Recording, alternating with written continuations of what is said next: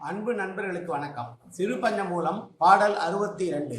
பிடி பிச்சை பின் இறை ஐயம் கூழ் கூற்றோடு எடுத்து இறந்த உப்பு இத்துணையோடு அடுத்த சிறுபயம் என்னார் சிதவலிப்பு ஈவார் பெருபயன் பின் சால பெரிது.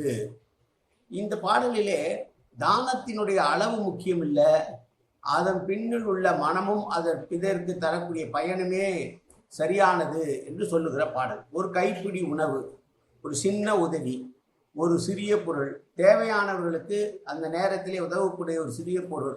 எனவே இதனால் என்ன, இது சிறிதுதானே, அதனுடைய பயன் என்ன என்று எண்ணாமல் இயன்ற உதவிகளை தொடர்ந்து செய்து கொண்டே இருக்க வேண்டும்.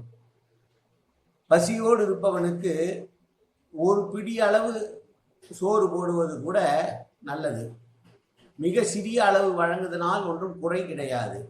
யாசிப்பவர்களுக்கு அளிக்கக்கூடிய தானம் என்பது மிகவும் பயனுள்ளது.